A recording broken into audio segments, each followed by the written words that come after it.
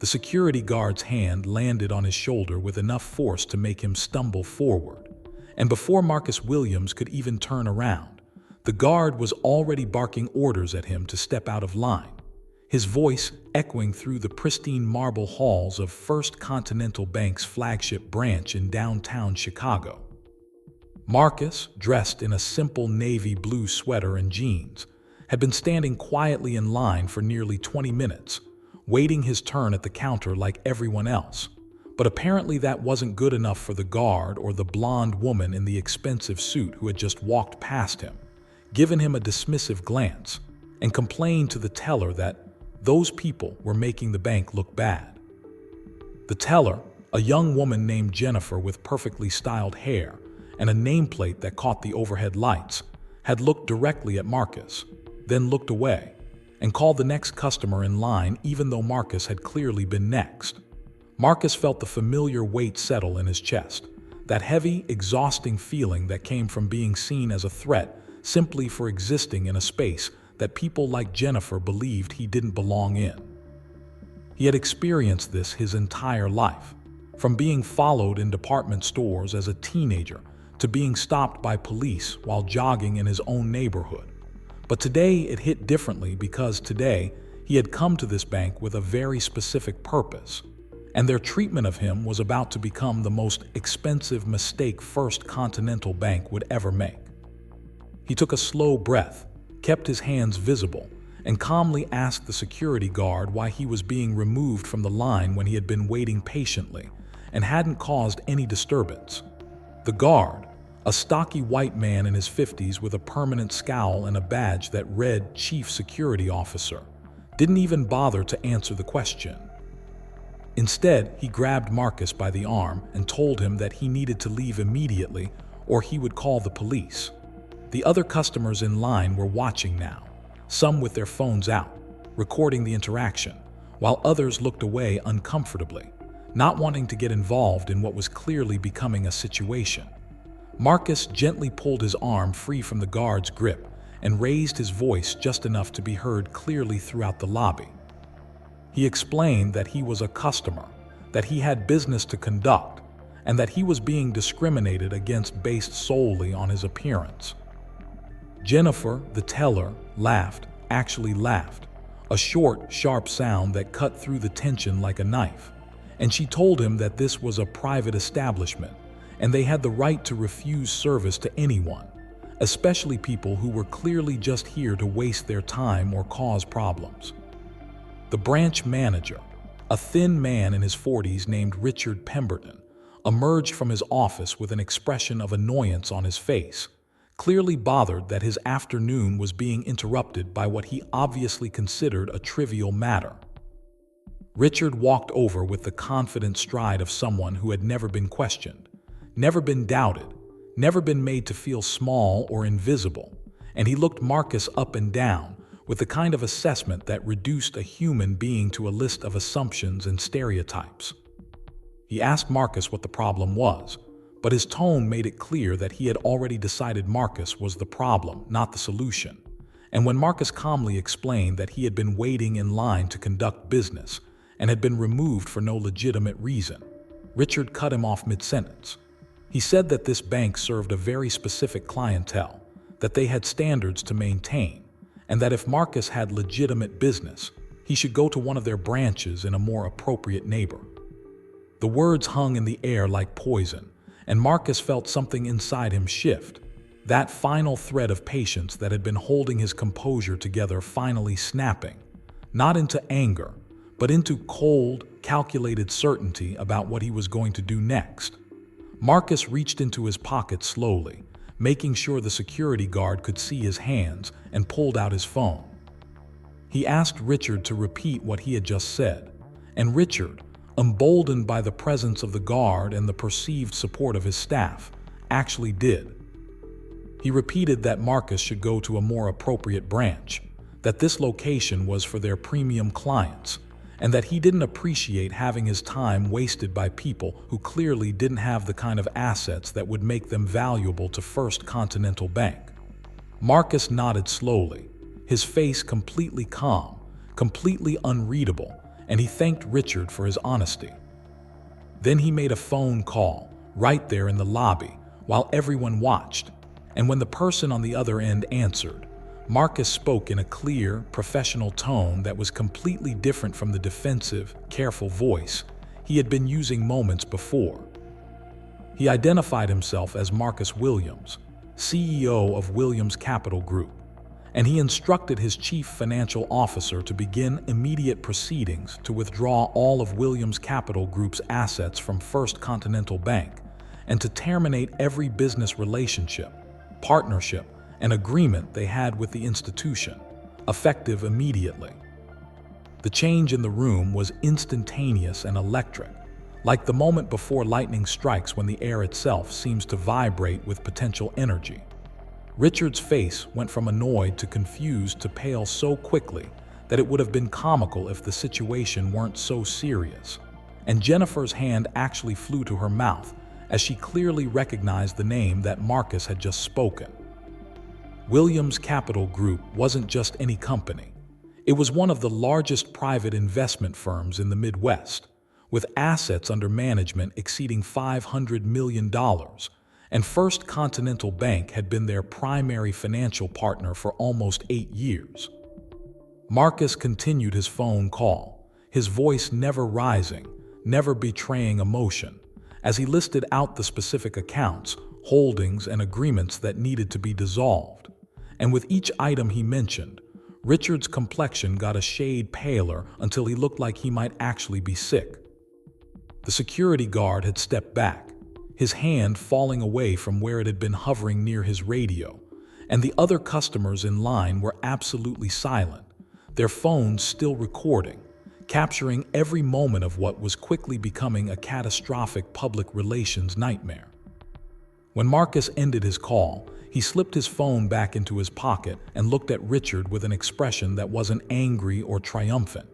just tired, so profoundly tired of having to prove his worth, his humanity, his right to exist in spaces without being questioned or challenged or humiliated. Richard was stammering now, trying to form words, trying to backtrack, his hands moving in frantic gestures as he attempted to explain that there had been a misunderstanding, that he didn't know who Marcus was, that if he had just identified himself, none of this would have happened. Marcus let him talk for a moment, let him dig the hole deeper with every word, and then he spoke in a voice that was quiet but carried through the entire lobby like a judge delivering a verdict. He said that the problem was not that Richard didn't know who he was. The problem was that Richard had made assumptions based on how he looked, had decided that a black man in casual clothes couldn't possibly be someone important or valuable, had treated him like a criminal instead of a customer, and had revealed exactly the kind of institutional prejudice that Marcus had spent his entire life fighting against. That moment, that single point in time when Marcus spoke those words, would later be identified as the exact moment that First Continental Bank stock began its devastating downward spiral, because the people recording on their phones weren't just random bystanders. They were investors, journalists, and social media influencers who immediately began uploading the footage to every platform imaginable. But to understand how Marcus Williams became the man standing in that bank lobby, making a phone call that would ultimately cost First Continental Bank not just $500 million in assets, but billions in market value, lawsuits, and federal investigations, you have to go back 35 years to a small apartment on the south side of Chicago, where a single mother named Dorothy Williams was raising her son alone and teaching him that the world would be unfair, would be cruel, would try to break him at every turn, but that he had a choice in how he responded to that cruelty. Dorothy had worked 3 jobs to keep Marcus in good schools, had sacrificed everything so that he would have opportunities she never had. And she had told him from the time he was old enough to understand that being twice as good would only get him half as far, but that he had to be twice as good anyway because the alternative was giving up, and giving up was not an option. Marcus had taken those lessons to heart, had excelled in school despite teachers who assumed he was a troublemaker, had earned a full scholarship to Northwestern University despite counselors, who told him to be realistic about his prospects, and had graduated top of his class from the Kellogg School of Management despite professors, who seemed surprised every time he spoke up in class with an insight they hadn't considered.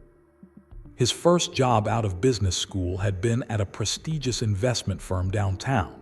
and on his very first day, he had been mistaken for a janitor by a senior partner who had handed him a coffee cup and told him to make sure the conference room was cleaned before the morning meeting. Marcus had taken that coffee cup, had cleaned that conference room, and then had walked into the morning meeting in his suit and tie and delivered a presentation on emerging markets that had impressed everyone in the room except the senior partner who had handed him the cup, who had spent the rest of the meeting avoiding eye contact and clearly hoping no one would mention his mistake. But someone did mention it, and it became a story that followed Marcus through his early career. A funny anecdote that people told at happy hours about the time Bill Henderson mistook the new analyst for the cleaning crew, and everyone would laugh except Marcus, who would smile politely but who never forgot the casual assumption, the easy prejudice, the way Bill had looked right through him and seen only what he expected to see. That experience had taught Marcus something crucial, that no matter how qualified he was, no matter how successful he became, there would always be people who saw him as less than, who questioned his presence in spaces they considered their own, and he had two choices. He could let it destroy him, or he could let it fuel him. He had chosen fuel, and over the next 15 years, Marcus had climbed every ladder, broken through every barrier, and built a reputation as one of the most brilliant financial minds in the industry. He had started Williams Capital Group with money he had saved, borrowed, and earned through sheer determination, and he had grown it from a small boutique firm operating out of a shared office space to a powerhouse that managed portfolios for everyone from tech billionaires to major pension funds. His success had come from his ability to see opportunities that others missed, to understand market dynamics that others overlooked, and to build relationships based on trust, integrity, and results, rather than the old boy networks and country club connections that dominated the industry. First Continental Bank had courted Williams Capital Group aggressively 8 years ago, when Marcus was looking for a banking partner who could handle the complexity and scale of his growing business, and they had promised him the world: dedicated relationship managers, preferential rates, access to exclusive investment opportunities, and a partnership built on mutual respect and shared success. For the first few years, that partnership had been exactly what they promised, or at least it had seemed that way in the formal meetings and polished presentations. But Marcus had always noticed the small things, the microaggressions and subtle slights that his white colleagues never experienced. He noticed that when he called the bank, he was often transferred multiple times and asked to verify his identity in ways that seemed excessive, while his CFO, a white woman named Sarah Chen, was immediately connected to the right person and treated with automatic deference. He noticed that when he attended bank events, he was often the only black person in the room besides the service staff, and that other attendees would sometimes mistake him for a waiter or a driver, despite his name tag clearly identifying him as a CEO.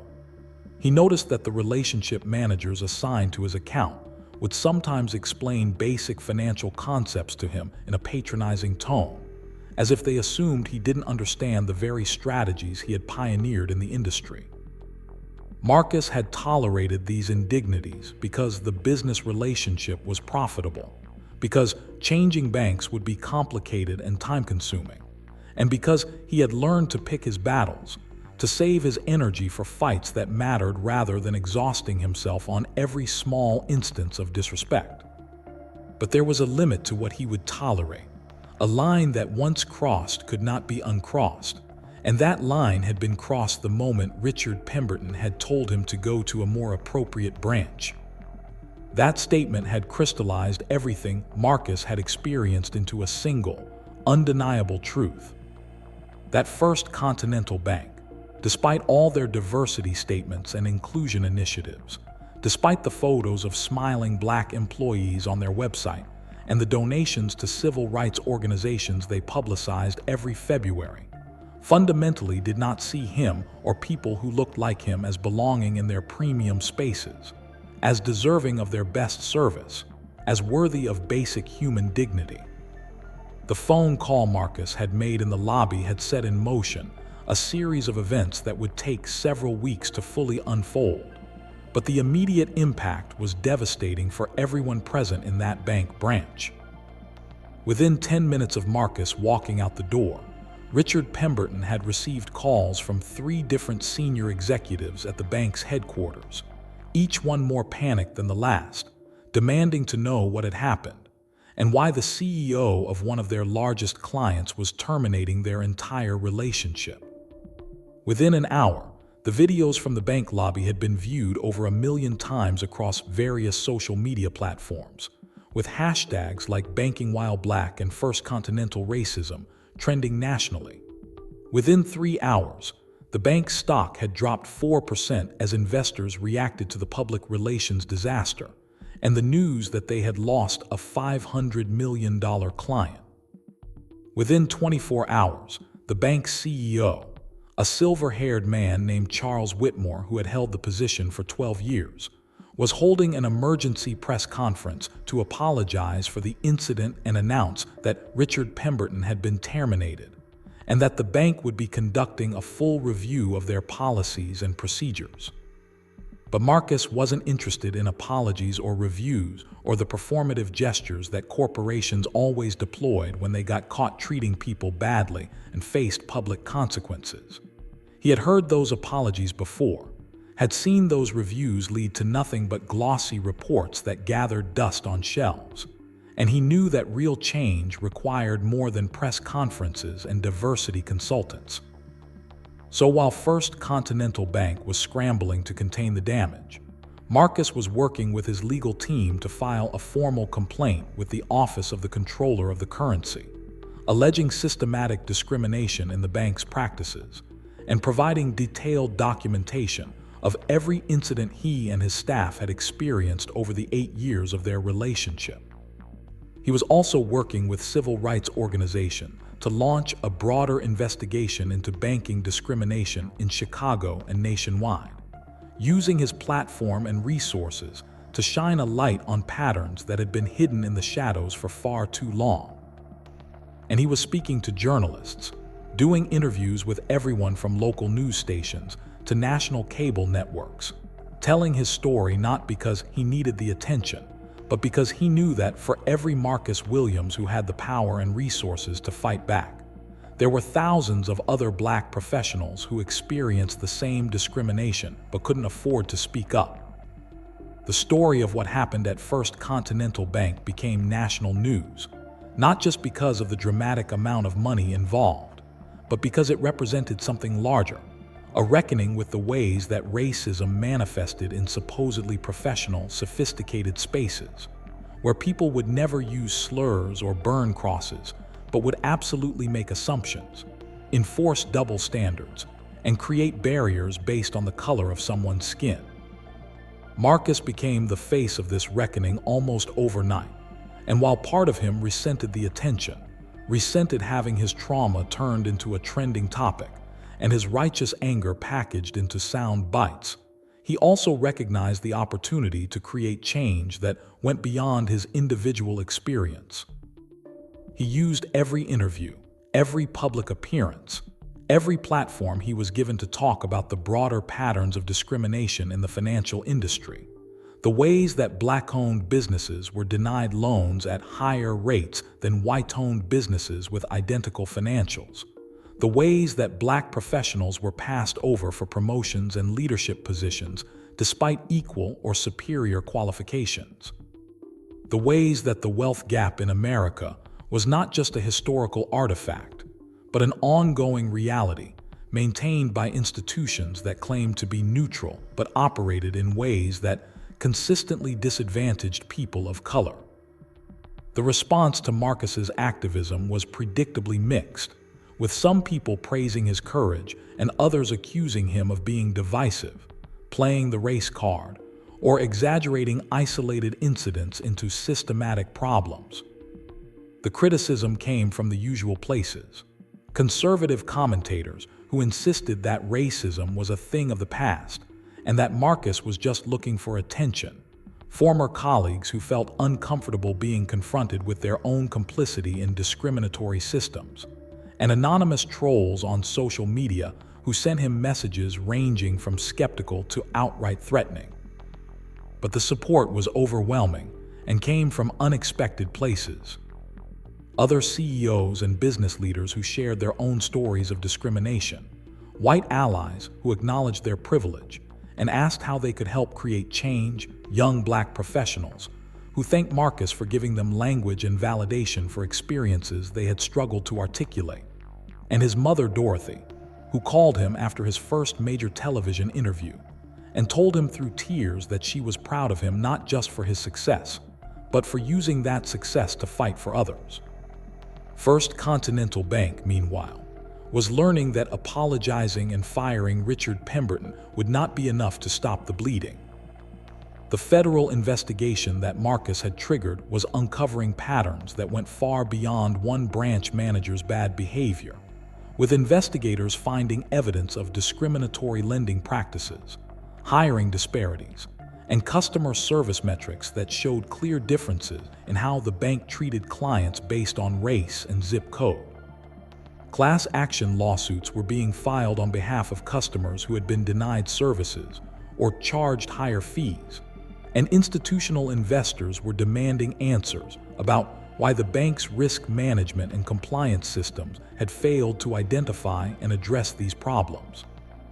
The bank's stock continued to fall, dropping 23% over 6 weeks, wiping out billions in shareholder value, and triggering a crisis of confidence that led to the resignation of CEO Charles Whitmore and half the board of directors.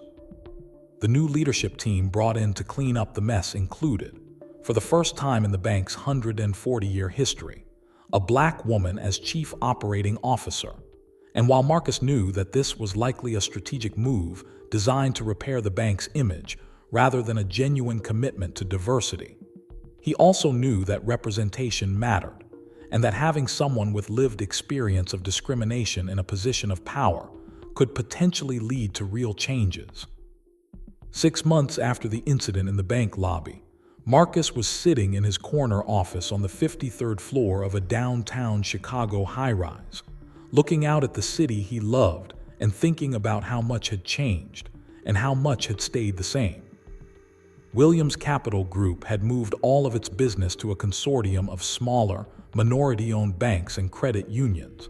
and while the transition had been complex and occasionally frustrating, it had also been deeply satisfying to work with institutions that valued his business not just for the fees and assets, but for the partnership and shared mission. The firm had grown despite, or perhaps because of, all the public attention, with new clients seeking out Marcus specifically, because they wanted to work with someone who had demonstrated integrity and courage in the face of discrimination. His staff had expanded from 35 to 60 employees, and he had made a conscious effort to build a team that reflected the diversity of the city and the country,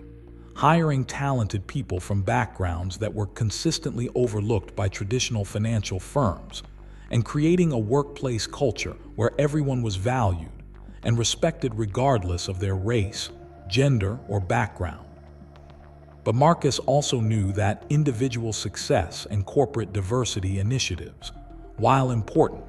were not enough to dismantle systems of oppression that had been built over centuries and reinforced through countless interactions like the one he had experienced at First Continental Bank. So he had started a foundation, funded initially with $10 million of his own money,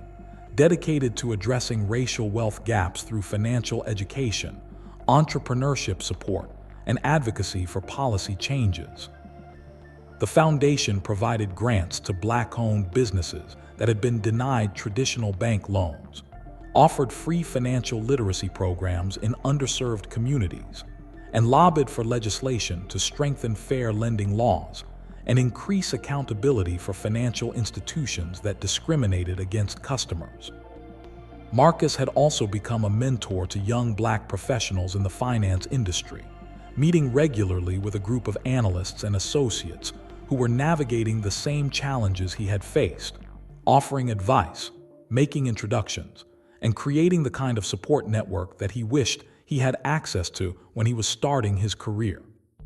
The most unexpected development had come from the bank employees themselves, particularly the lower-level staff who had witnessed the discrimination but felt powerless to stop it. After the incident became public, dozens of current and former First Continental Bank employees reached out to Marcus, sharing their own stories of racist practices they had observed or been instructed to implement. From managers telling them to scrutinize Black customers more carefully to internal metrics that essentially penalized branches in predominantly Black neighborhoods. These whistleblowers provided crucial evidence for the federal investigation and helped reveal just how deeply discrimination was embedded in the bank's culture and operations. One of those employees was Jennifer, the teller who had laughed when Marcus explained he was being discriminated against, and her message to Marcus had been a long, emotional apology in which she explained that she had been trained to defer to management, to not question authority, and to go along with practices that she knew were wrong because she needed the job and was afraid of retaliation. She acknowledged that her fear didn't excuse her actions, that she had been complicit in his humiliation, and that she was resigning from the bank and looking for work at an institution whose values aligned with her own. Marcus had responded to Jennifer's message, not with forgiveness exactly,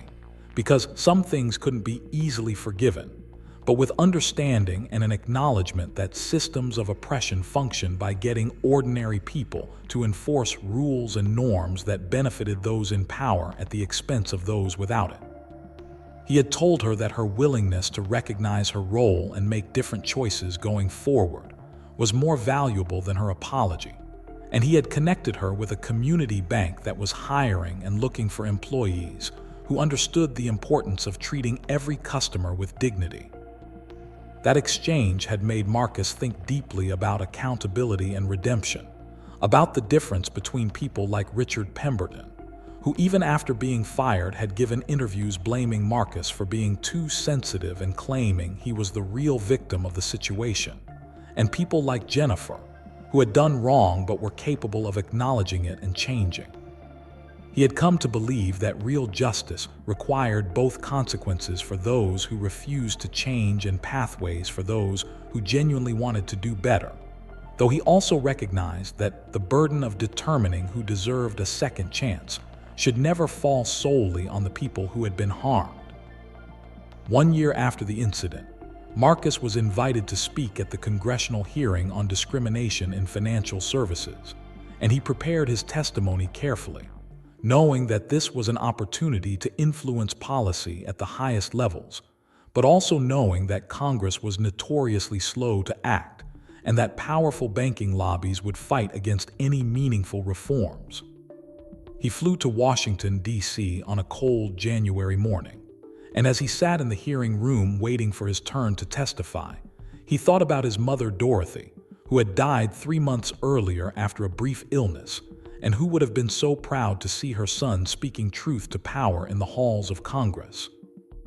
Her death had been devastating for Marcus, not just because he lost the person who had loved and supported him unconditionally,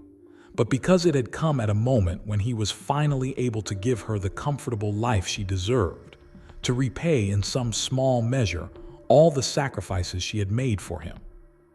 In her final weeks, she had made him promise that he would keep fighting, that he wouldn't let the weight of it all crush him, and that he would remember to live his life and not just dedicate it to battles that might never be fully won. When Marcus's turn came to testify, he spoke for 20 minutes without notes, telling his story but also contextualizing it within the broader history of financial discrimination in America, from redlining to subprime, lending to the ways that seemingly neutral algorithms and risk models consistently disadvantaged communities of color. He presented data showing that black-owned businesses were denied loans at rates 60% higher than white-owned businesses with identical credit profiles, that black families paid higher interest rates on mortgages and were steered toward predatory loans even when they qualified for better terms, and that the wealth gap between white and black families had actually widened in the decades since the Civil Rights Act was passed, because financial institutions had found new, more subtle ways to discriminate. He called for specific legislative actions, mandatory diversity in bank leadership and boards, transparent reporting of lending and service data broken down by race and geography,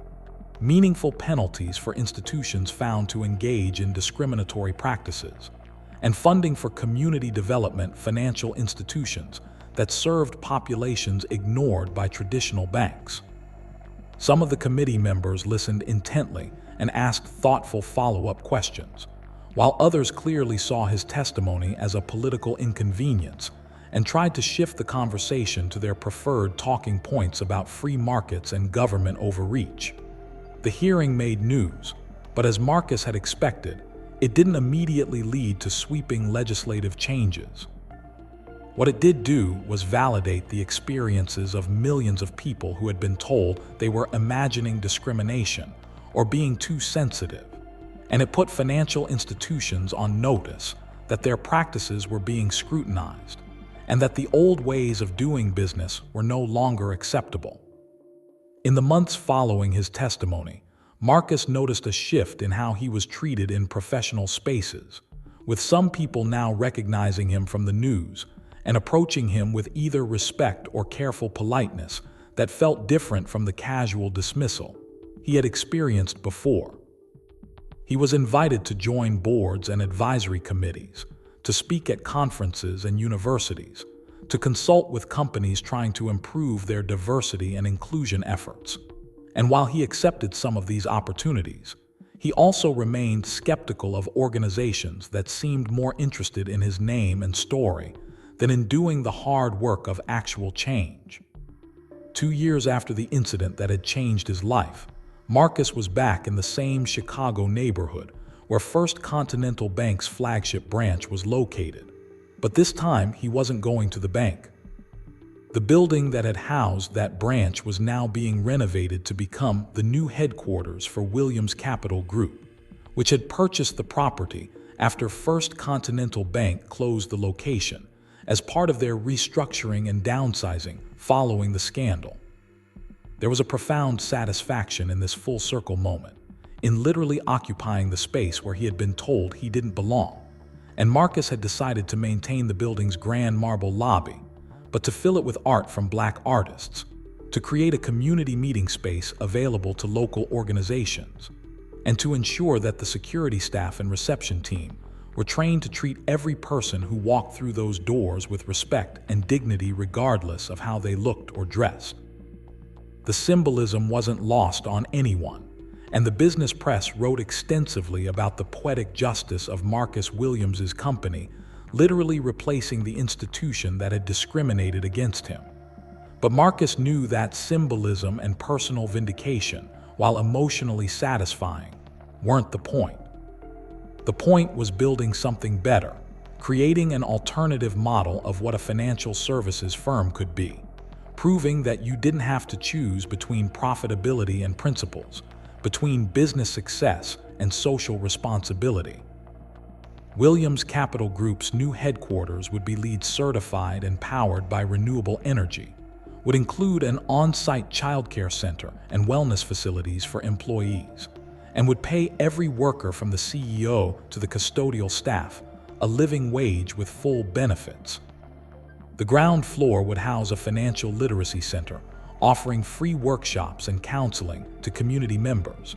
And Marcus had partnered with local high schools to create an internship program that would give students from underserved neighborhoods exposure to careers in finance and business.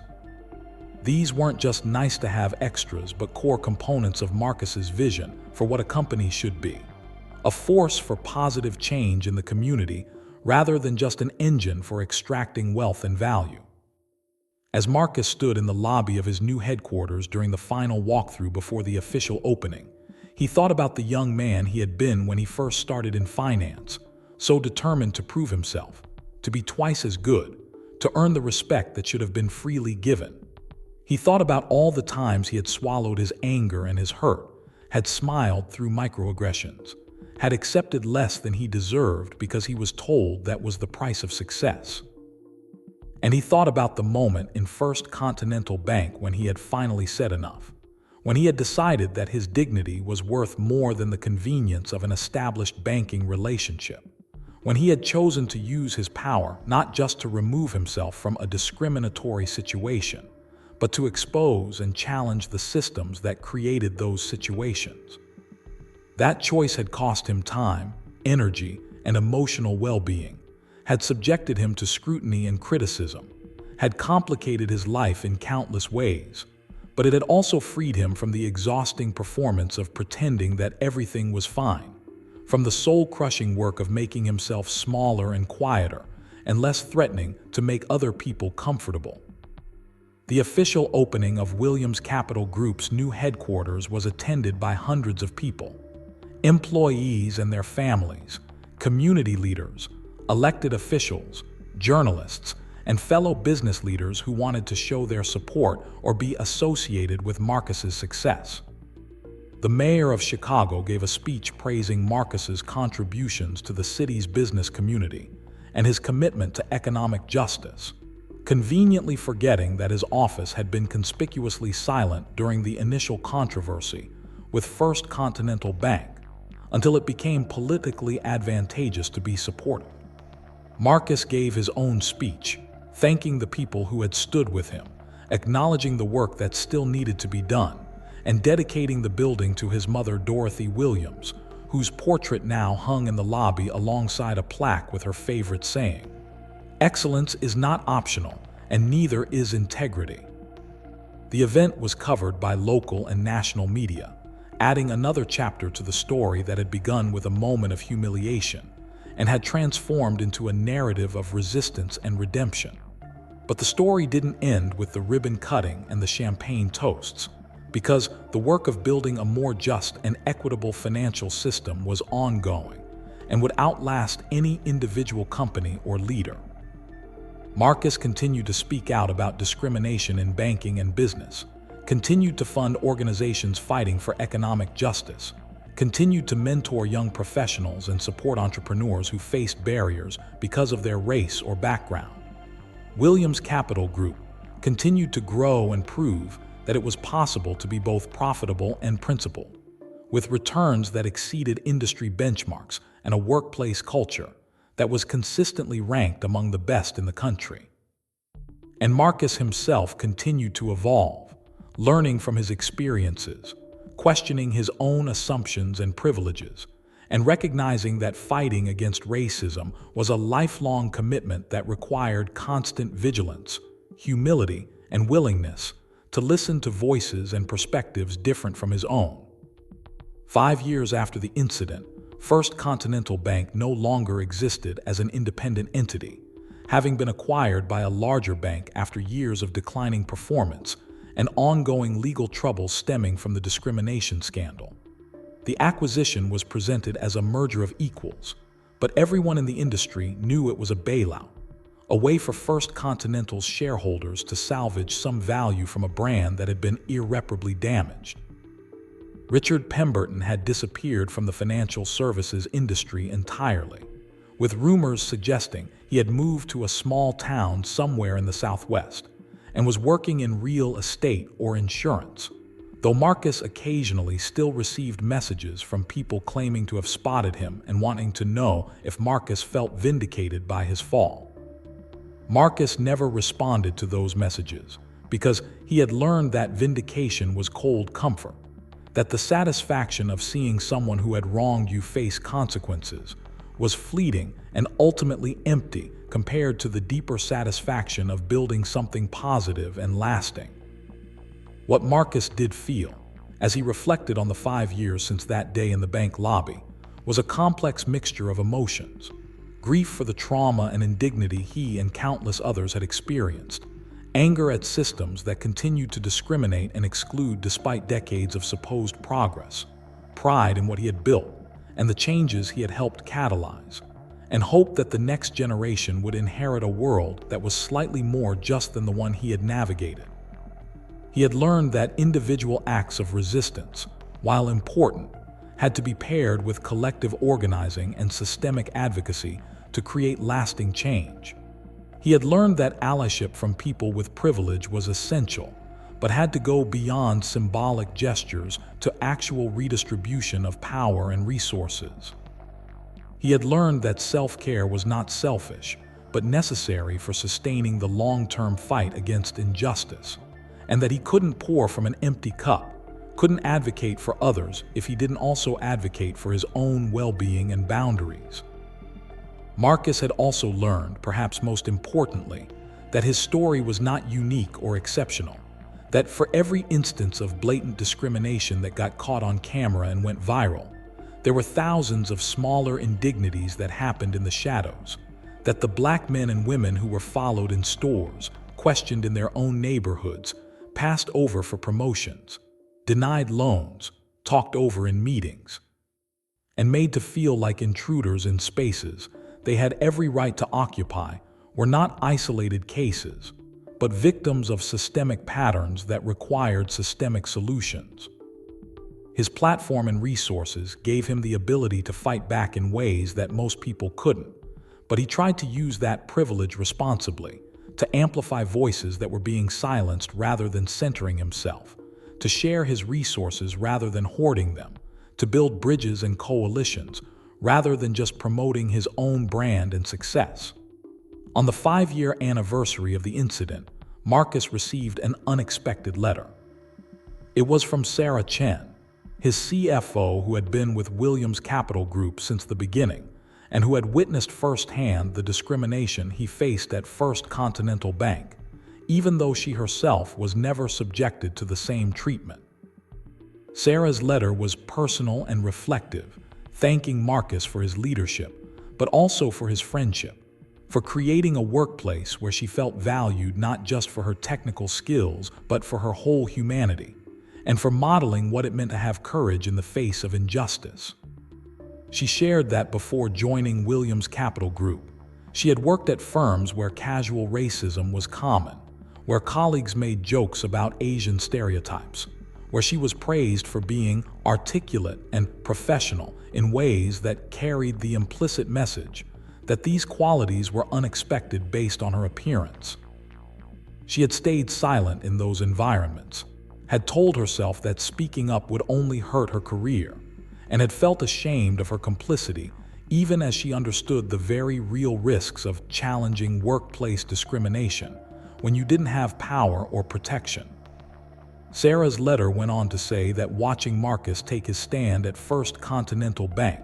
watching him risk his business relationships and his comfort to speak truth about discrimination, had changed her understanding of what was possible and what was required. She had become more outspoken in her own advocacy, had joined the board of an organization supporting Asian American professionals, had mentored young women entering the finance industry, and had used her position as CFO of a successful firm to push for more equitable practices in the industry more broadly. Her letter concluded with a reflection that the most valuable thing Marcus had given her wasn't the career opportunity or the financial success, though those mattered,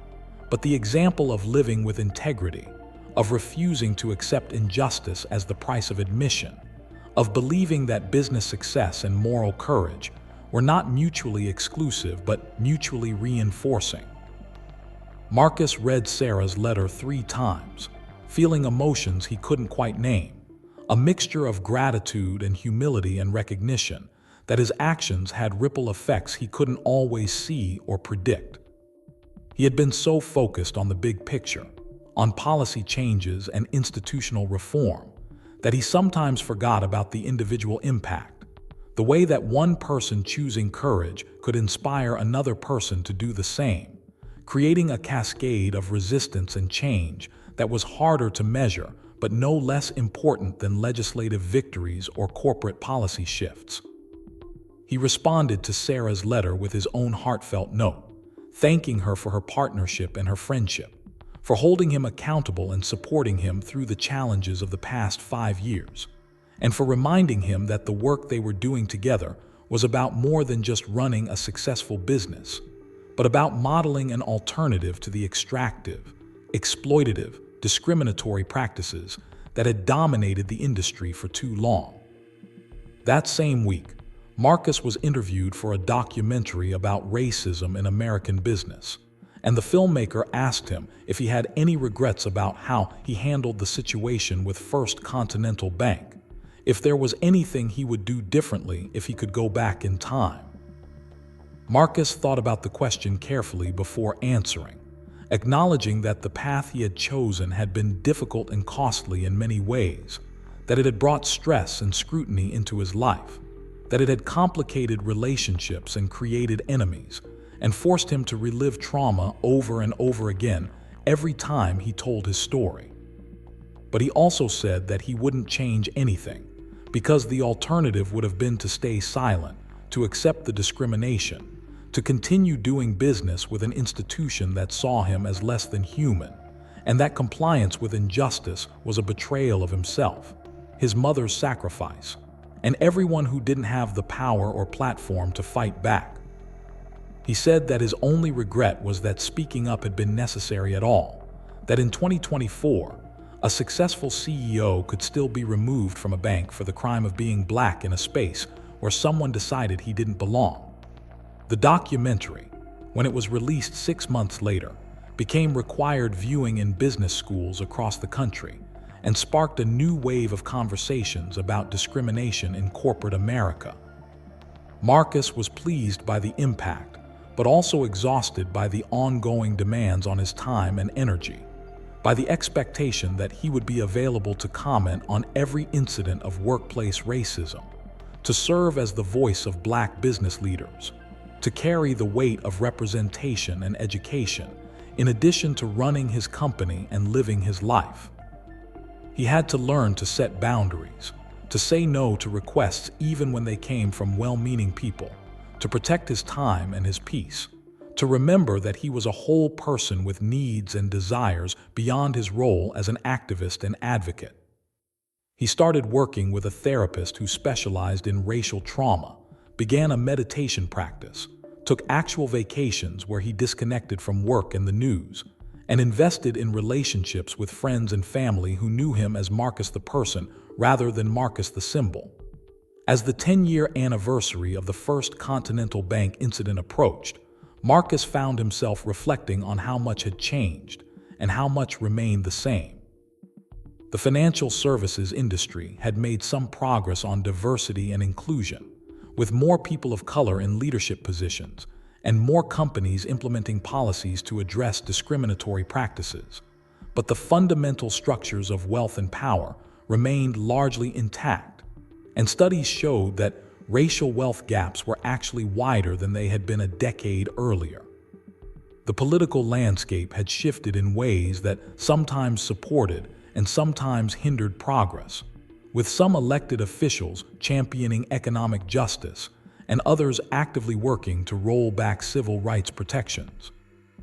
The culture had changed in some ways, with greater awareness of systemic racism and more willingness to have difficult conversations, but also with significant backlash from those who felt threatened by challenges to the status quo. Williams Capital Group had grown into a firm managing over $3 billion in assets, had expanded to offices in New York, Atlanta, and Los Angeles, and had maintained its commitment to both financial excellence and social responsibility. The foundation Marcus had started had distributed over $100 million in grants and had helped launch or sustain thousands of Black-owned businesses. The community programs operating out of the Chicago headquarters had served tens of thousands of people with financial education and support. Marcus himself had been recognized with awards and honors from civil rights organizations, business associations, and academic institutions, though he always felt uncomfortable with the accolades, preferring to direct attention to the collective work rather than individual recognition. On the actual 10-year anniversary, Marcus did something he had never done before. He returned to the exact spot where he had been standing in line at First Continental Bank, which was now the lobby of his company's headquarters, and he spent a few minutes alone with his thoughts, remembering the fear and anger and determination he had felt that day, honoring the courage it had taken to make that phone call, acknowledging the pain of being treated as less than human in a place that should have served him with professionalism and respect. He thought about the security guard's hand on his shoulder, about Richard Pemberton's words telling him to go to a more appropriate branch, about Jennifer's laugh,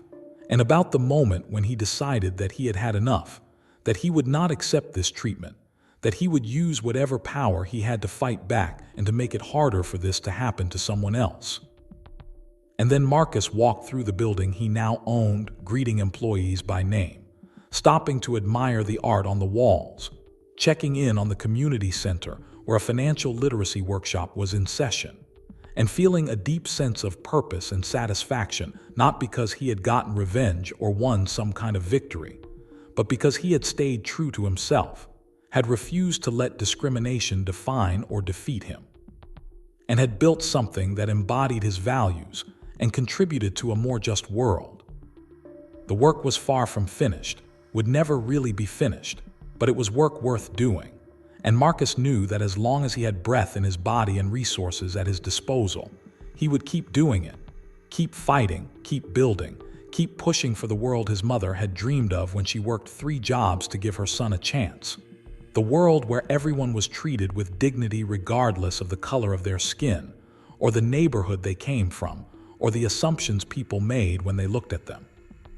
That evening, Marcus hosted a private dinner for the people who had been part of his journey over the past 10 years. Sarah Chen and other longtime employees, civil rights attorneys who had worked on the discrimination cases, journalists who had told his story fairly and thoroughly, community leaders who had partnered with his foundation, and young professionals he had mentored who were now making their own marks in the world. The dinner was not a celebration exactly, but an acknowledgement, a moment to pause and reflect on how far they had come collectively, to honor those who had been lost along the way, including his mother Dorothy, and to renew their commitment to the work that still needed to be done. Marcus gave a toast that was brief and heartfelt, thanking everyone for their partnership, acknowledging that none of his success would have been possible without their support, and reminding them that the fight for justice was not a sprint, but a marathon that required patience, persistence, and faith that change was possible even when it seemed impossibly slow. As the dinner wound down and guests began to leave, Marcus stood at the window of his office looking out at the Chicago skyline, the city lights reflecting off the lake, and he allowed himself a rare moment of satisfaction, not at what he had accomplished personally, but at what they had all accomplished together, at the businesses that had been funded, the policies that had been changed, the young people who had been mentored, the conversations that had been started, and the small but significant shifts in culture and practice that had made the financial industry slightly more equitable than it had been 10 years ago. He knew that there would be setbacks and frustrations ahead, that progress was never linear, that for every step forward there would be half a step back. But he also knew that the arc of his own life had bent toward justice, and that by living with integrity and using his privilege and power to fight for others, he had honored his mother's sacrifice and contributed to the long struggle for human dignity and equality. The story of Marcus Williams and First Continental Bank became the kind of case study that was taught in business schools and ethics classes, analyzed for lessons about corporate culture, customer service, diversity and inclusion, crisis management, and personal courage. But for Marcus, it was never just a case study or a headline or a viral moment, but a lived experience, a turning point that had shaped the trajectory of his life and work, a reminder of both how far society had come and how far it still needed to go. He carried the lessons of that day with him in everything he did, in how he treated his employees, how he structured his business, how he engaged with his community, and how he showed up in the world as a black man who refused to make himself smaller or quieter or more palatable to those who were uncomfortable with his presence and his power. And sometimes, late at night when he couldn't sleep, Marcus would think about all the people who had experienced similar discrimination, but didn't have the resources or platform to fight back, who had swallowed their anger and hurt, who had been broken by the constant assault on their dignity. And he felt the weight of responsibility to speak for them, to use his voice and his visibility to challenge systems that they couldn't challenge alone. That responsibility was heavy, sometimes unbearably so, but it was also a privilege, a way of transforming his own pain into purpose, his own trauma into testimony, his own struggle into a roadmap for others who were fighting the same battles in different contexts and with different resources. Marcus Williams had started as one man standing in a bank line being told he didn't belong, and he had become a symbol of resistance, a builder of alternatives, and a reminder that individual courage, when paired with collective action and systemic advocacy, could change not just one company or one industry, but the broader culture and consciousness around issues of race, power, and justice in America.